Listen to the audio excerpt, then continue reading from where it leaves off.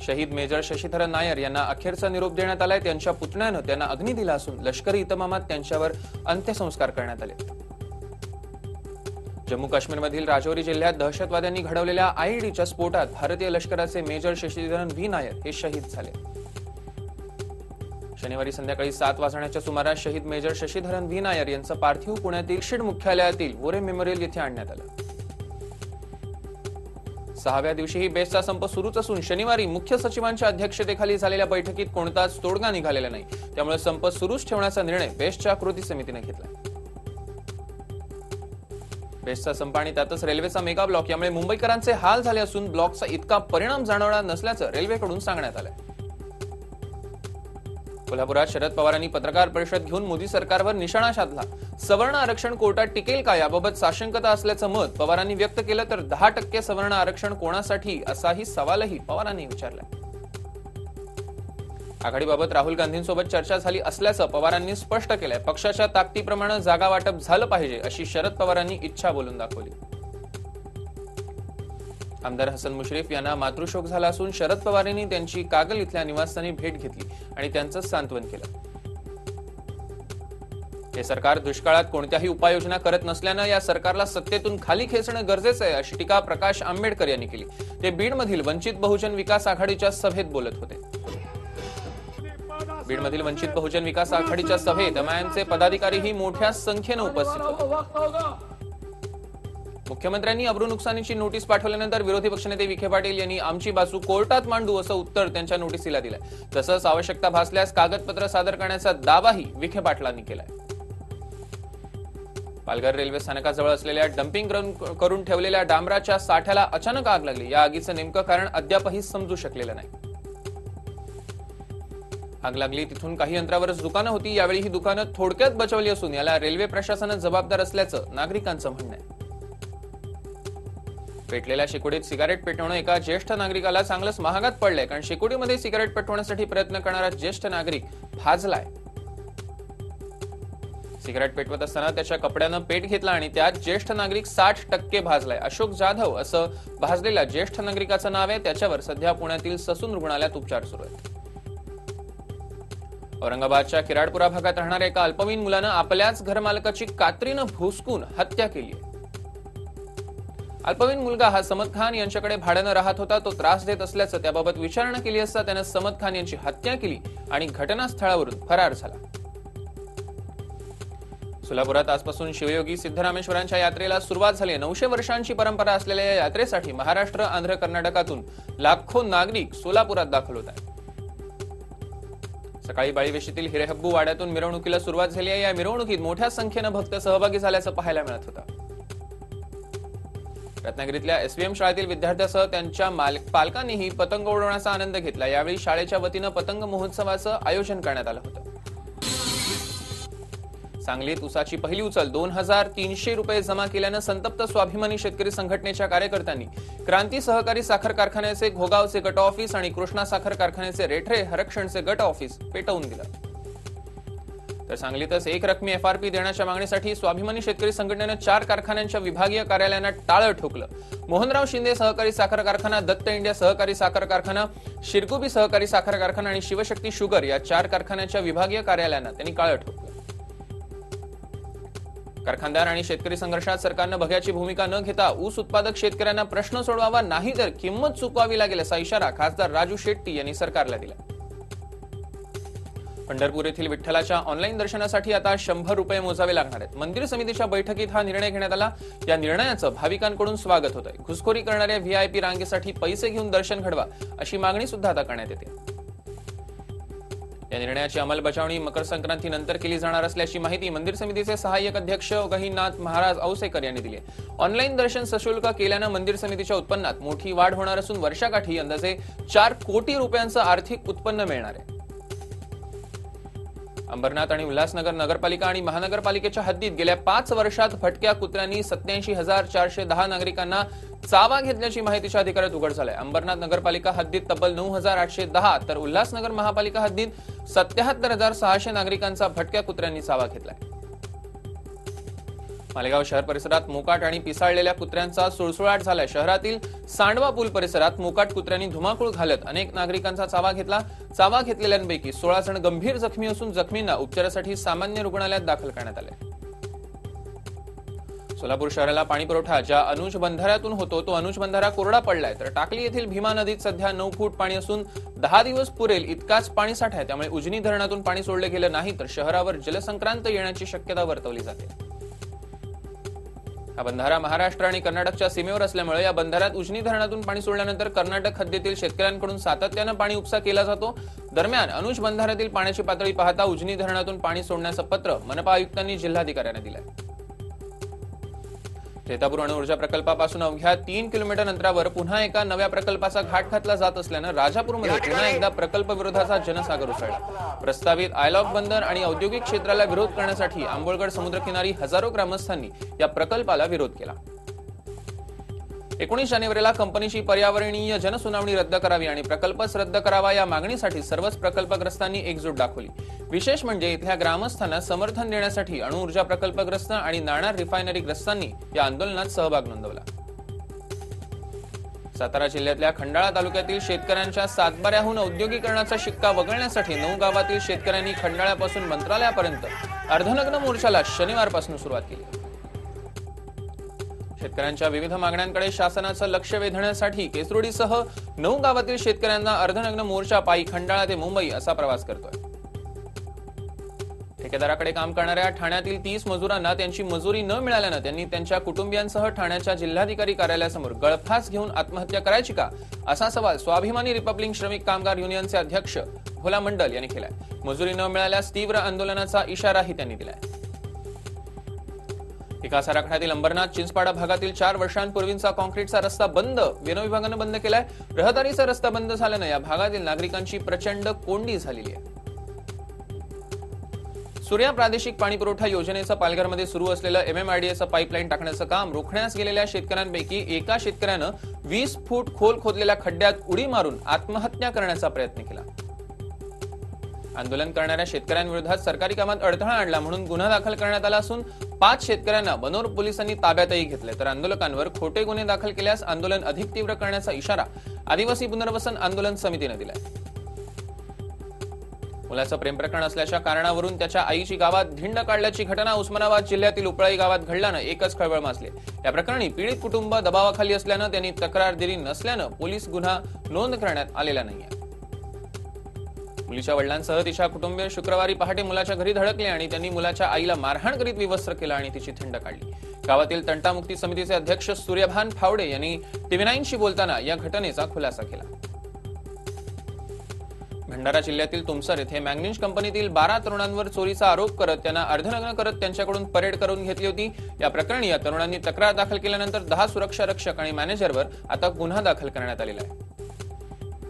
महिलेची छेड काढण्याचा आरोप करत एका तरुणाला रस्त्यात बेदम मारत घरी आणणाऱ्यांवर कठोर कारवाई करण्याची मागणी तरुणाच्या पत्नीने केली आहे. जर का माझ्या नवऱ्याने छेड काढली असेल तर त्याला शिक्षा देण्याचा अधिकार हा फक्त पोलिसांना आहे, तुम्ही का त्याला मारलं असा सवालही त्याने विचारला. नालासोपाऱ्यातील यशवंत विवाह टाउनशिप परिसरातील इमरॉल्ड टॉवर या इमारतीतल्या relax unisex salon and spa मध्ये हाय प्रोफाईल सेक्स रॅकेट सुरू होतं. तुळींज पोलिसांनी छापा टाकत एका 19 वर्षाच्या पीडित मुलीची सुटका करत 2 दलालांना ताब्यात घेतलंय. अकोला जिल्ह्यातल्या अकोट तालुक्यातील म्हातोडी येथील 56 वर्षीय अशोक गोरले या शेतकऱ्यानं कर्जबाजारीपणाला कंटाळून आत्महत्या केली आहे. गोरले यांच्यावर जिल्हा मध्यवर्ती बँकेचं 4 लाख रुपयांचं कर्ज होतं. मंगळवेढ्यात 27 ऑक्टोबर 2018ला 9 वर्षीय प्रतीक शिवशरण या चिमुरड्याची हत्या नसून त्याचा नरबळी दिल्याचा प्रकार आता उघडकीस आलेला आहे. आरोपी नानासाहेब डोके याच्यासह त्याच्या कुटुंबातील व्यक्तींना शारीरिक व्याधीतून सुटका होण्यासाठी हा नरबळी दिला होता. हा बळी इतक्या निर्घृणपणे घेतला होता की विधीसाठी टप्प्याटप्प्यानं प्रतीकच्या शरीराचे भाग काढण्यात आले होते. या प्रकरणी यापूर्वी मांत्रिक भरत शिवशरण आणि एक अल्पवयीन आरोपी अटकेत होता. त्यानंतर आता मुख्य आरोपी नानासाहेब डोकेला अटक करण्यात आली. संगमनेर तालुक्यातील वडगाव लांडगा येथे ATS मशीनमध्ये 36 लाखांची रोकड टाकणाऱ्या चौघांना बंदुकीचा धाक दाखवत रोकडची लूट केल्याचा बनाव करणाऱ्या दोघांना पोलिसांनी 32,94,000च्या रोकडसह अवघ्या 6 तासात गजाआड केला. बनाव करणाऱ्या दोघांसह त्यांचा एक साथीदार अशा तिघांना पोलिसांनी अटक केली असून न्यायालयानं त्यांना 15 जानेवारीपर्यंत पोलीस कोठडी सुनावली आहे. तक्रारदार चोर निघाल्याचं पोलीस तपासात उघड झालंय. 31 डिसेंबर 2018ला वेल्हा येथून पुण्याकडे येत असताना एका सराफा व्यावसायिकाला लुटणाऱ्या 4 जणांना त्यांच्या एका साथीदारासह राजगड पोलिसांनी गजाआड केलं. या आरोपींनी एकूण 1,09,45,940 रुपये किमतीचा माल चोरला होता. या आरोपींकडून 2 किलो 720 ग्रॅम सोनं, 10.301 किलोग्राम चांदी असा एकूण 91,08,640 रुपये किमतीचा माल जप्त करण्यात आला. गुन्ह्याचा पुढील तपास राजगड पोलीस करत आहेत. चैन करण्यासाठी चोऱ्या करणाऱ्या सराईत गुन्हेगाराकडून हडपसर पोलिसांनी धडाकेबाज कारवाई करत 11 दुचाकी, 25 मोबाईल आणि एक लॅपटॉप असा सुमारे 6,30,000 रुपये किमतीचा मुद्देमाल जप्त केलाय. आरोपी रात्रीच्या वेळेस किंवा दिवसा उघडा असलेला दरवाजा, खिडकीतून मोबाईल, लॅपटॉप चोरी करायचा.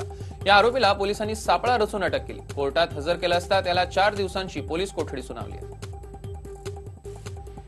पुणे शहरातल्या हडपसर परिसरात ग्राहकाची कोट्यावधी रुपयांची फसवणूक केल्याप्रकरणी पुण्यातील नामांकित बांधकाम व्यावसायिक विश्वजित जमवारला हडपसर पोलिसांनी अटक केली. तसंच या प्रकरणात इतर 4 बांधकाम व्यावसायिकांवरही गुन्हा दाखल करण्यात आला. नागपूर औरंगाबाद महामार्गावर कोंबड्या घेऊन जाणाऱ्या वाहनाचा भीड-शिवणी फाट्यावर झालेल्या अपघातात शेकडो कोंबड्यांचा मृत्यू झालाय. कारंजा येथून अमरावतीला कोंबड्यांची वाहतूक करणाऱ्या वाहनाच्या चालकाचा ताबा सुटल्यानं वाहनातील 300 कोंबड्यांचा मृत्यू झाला. मुंबई गोवा महामार्गावर पनवेल ते पेण दरम्यान शुक्रवारी मध्यरात्री एलपीजी टँकर नाल्यामध्ये कलंडून गॅस गळती झाल्यानं वाहतूक कोंडी झाली होती. तसंच कोणताही अनुचित प्रकार घडू नये म्हणून संपूर्ण परिसर खाली करत वीज प्रवाहही बंद करण्यात आला होता. त्यानंतर जवळपास 15 तासांनी टँकरमधला गॅस रिकामा केल्यानंतर सर्व काही सुरळीत करण्यात आलं. भवानी तलवारीची प्रतिकृती जिजाबाई यांचे वंशज, इतिहास अभ्यासक आणि लेखक नामदेवराव जाधव यांनी बनवून घेतली. 4 फूट 2 इंच एवढी लांब, 1200 ग्रॅम वजन, लवचिकता तसंच 3 तोळे सोनं याकरता वापरण्यात आलंय. काल राजगडाच्या पायथ्याजवळ या तलवारीचं अनावरण करून या तलवारीचा जगभर प्रवास केला जाणार आहे. 92व्या मराठी साहित्य संमेलनाच्या उद्घाटनाप्रसंगी खणखणीत भाषण करणाऱ्या शेतकरी महिलेला थेट शिवसेना पक्षप्रमुख उद्धव ठाकरे यांनी फोन केला. मातोश्रीवरून फोन करून उद्धव ठाकरे यांनी वैशाली येडे यांना सर्वतोपरी मदतीचं आश्वासन दिलं. शनिवारी साहित्य संमेलनात कविकट्ट्याचं आयोजन करण्यात आलं होतं. मात्र या सर्वात बालकवींनी रसिक प्रेक्षकांच्या टाळ्या मिळवल्या. बालकवींनी आपला कट्टा गाजवला. या बालकवींच्या एकत्रित कवितांचा संग्रह असलेल्या माळावरची फुलेचा प्रकाशन सोहळाही तिथे पार पडला. स्थानिक खेळाडूंना प्रोत्साहन देण्यासाठी केंद्रीय रस्ते वाहतूक मंत्री आणि नागपूरचे खासदार नितीन गडकरी यांच्या संकल्पनेतून खासदार क्रीडा महोत्सवाचं उद्घाटन मास्टर ब्लास्टर सचिन तेंडुलकरच्या हस्ते करण्यात आलं. यशवंत स्टेडियमवर आयोजित या कार्यक्रमाला मुख्यमंत्री देवेंद्र फडणवीसही उपस्थित होते.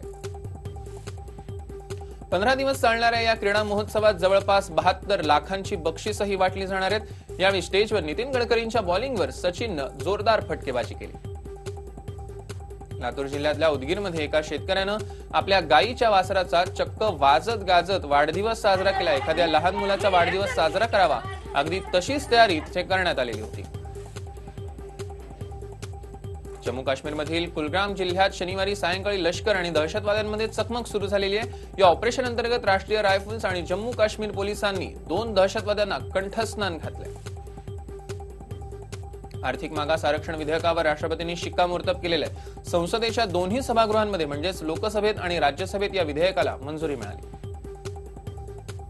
3 तलाक प्रतिबंधक अध्यादेशाला राष्ट्रपती रामनाथ कोविंद यांनी मंजुरी दिलेली आहे. संसदेत हे विधेयक मंजूर न झाल्यानं हा अध्यादेश पुन्हा जारी करण्याचा निर्णय केंद्रीय मंत्रिमंडळानं 10 जानेवारीला घेतला होता. मोदींना टक्कर देण्यासाठी सपा बसपा एकत्र लोकसभा निवडणूक लढवणार असून उत्तर प्रदेशात बसपा 38 तर सपा 37 जागा लढवण्याची शक्यता आहे. समाजवादी पक्ष आणि बसपानं आपला राजकीय निर्णय घेतलेला आहे. आता आम्ही उत्तर प्रदेशात संपूर्ण क्षमतेनं लढू असं काँग्रेस अध्यक्ष राहुल गांधी यांनी म्हटलेलं आहे. दिल्लीचे मुख्यमंत्री अरविंद केजरीवाल यांच्या मुलीचं अपहरण करण्याची धमकी देण्यात आली आहे. तसा मेलच केजरीवाल यांच्या अधिकृत वेबसाईटवर धमकीचा मेल पाठवण्यात आला. हिमाचल प्रदेशातल्या मनालीमध्ये शनिवारी सायंकाळी पुन्हा हिमवृष्टीला सुरुवात झालेली आहे. मनालीसह कुलू आणि लाहुल भागात आज देखील जोरदार हिमवृष्टी होईल असा इशारा हवामान विभागाने दिला. जम्मू काश्मीरच्या पूंछ जिल्ह्यात थंडीची लाट पसरली असून हवेतल्या गारठ्यामुळे लोकांनी उभेसाठी ठिकठिकाणी शेकोटा पेटवल्याचं चित्र सध्या दिसतंय. उत्तर प्रदेशातल्या गोरखपूरमधील गोरखनाथ मंदिरावर आकर्षक रोषणाई करण्यात आली. संक्रांतीनिमित्त या मंदिरात भाविकांची मोठी गर्दी होती. या पार्श्वभूमीवर ही रोषणाई करण्यात आली. रोजगार वाढवण्यासाठी कृषी क्षेत्रातील गुंतवणूक उद्योगांवर भर देणं गरजेचं आहे, असं प्रतिपादन उपराष्ट्रपती व्यंकय्या नायडू यांनी केलंय. CIM या औद्योगिक संस्थेची 25वी वार्षिक भागीदारी परिषदेचं उद्घाटन नायडू यांच्या हस्ते झालं, त्यावेळी ते बोलत होते. कतार एअरवेज कंपनीने इकॉनॉमी आणि बिझनेस क्लास तिकीट दरात कपात केलेली आहे. कंपनीने तिकिटावर तब्बल 25 ते 35% डिस्काउंट ऑफर दिलेली आहे. ब्रिटिश एअरवेजने जानेवारी सेल सुरू केलेला आहे. या सेल अंतर्गत 100 ठिकाणी प्रवाशांना पोहोचता येणाऱ्या इकॉनॉमी, प्रीमियम इकॉनॉमी आणि बिझनेस केबिन्सच्या तिकिटांवर डिस्काउंट ऑफर्स देण्यात आल्या. ही ऑफर 31 जानेवारीपर्यंत आहे. परराष्ट्र मंत्री सुषमा स्वराज 2 दिवसांच्या उझबेकिस्तान दौऱ्यावर आहेत. तिथे पोहोचल्यानंतर सुषमा स्वराज यांनी उझबेकिस्तानचे परराष्ट्र मंत्री अब्दुल अझीज कामिलोव्ह यांची भेट घेतली. 2020 साली अमेरिकेत होणाऱ्या राष्ट्राध्यक्ष पदाच्या निवडणुकीत तुलसी गॅबर्ड या हिंदू महिलेकडून राष्ट्राध्यक्ष डोनाल्ड ट्रम्प यांना चांगलंच आव्हान मिळू शकतं. डेमोक्रॅटिक पक्षाकडून उमेदवारी मिळवण्याच्या शर्यतीत असल्याचं तुलसी यांनी जाहीर केलेलं आहे. H-1B व्हिसामध्ये लवकरच सकारात्मक बदल करण्यात येणार असल्याचं अमेरिकेचे राष्ट्राध्यक्ष डोनाल्ड ट्रम्प यांनी म्हटलंय. त्यानुसार H-1B धारकांच्या सवलतींमध्ये वाढ होणार आहे. मध्य पॅरिस येथे एका बेकरीत झालेल्या शक्तिशाली स्फोटात 4 ठार तर 47 जण जखमी झालेत. मृतांत 2 अग्निशमन जवानांचा समावेश असून जखमींमध्ये 10 जणांची प्रकृती गंभीर आहे. फ्रान्सचे राष्ट्रपती इमॅन्युएल मॅक्रो यांच्या विरोधात नागरिक रस्त्यावर उतरले असून पॅरिससह इतर शहरातही नागरिकांनी आंदोलन केलं. पोलिसांनी देखील काही ठिकाणी बळाचा वापर केला. फ्रान्सप्रमाणे ब्रिटनमध्ये शनिवारी येलो वेस्ट आंदोलन करण्यात आलं. सरकारच्या काटकसरीच्या धोरणाविरोधात नागरिक रस्त्यावर उतरले होते, तर पोलिसांनीही जमाव नियंत्रणात ठेवण्याचा प्रयत्न केला. चीनच्या जिलिन प्रांतात 5 सायबेरियन वाघाचं एक कुटुंब आढळलेलं आहे. नामशेष होण्याच्या मार्गावर असणाऱ्या या वाघाचं कुटुंब एकत्र आढळल्यानं त्यांना वाचवण्यासाठी प्रयत्न केल्यानं त्यांचं संवर्धन करता येऊ शकतं, अशी आता आशा निर्माण झालेली आहे. आशियाई चषक फुटबॉल स्पर्धेत भारतीय संघ UAE-कडून पराभूत झाल्यानंतर UAE-मधील एका मालकानं आपल्या भारतीय कामगारांना कोंबड्यांच्या खुराड्यात कोंडून ठेवल्याचं समोर आलेलं आहे. पैसे जर लपवून ठेवायचे असतील तर त्यासाठी केळ्याचा वापर केला जाऊ शकतो, त्याबाबतचा हा व्हिडिओ. त्यात केळीच्या साला आड नोटा लपवल्या गेल्याचं दिसतंय. आलिशान कारमध्ये सगळ्यात महागडी आणि आरामदायी कार म्हणजे लिमोजी कार. त्यातल्या त्यात परदेशात अनेकांनी नव्या वर्षाच्या सुरुवातीलाच या महागड्या कार विकत घेतल्याचा जणू सपाटाच लावलाय.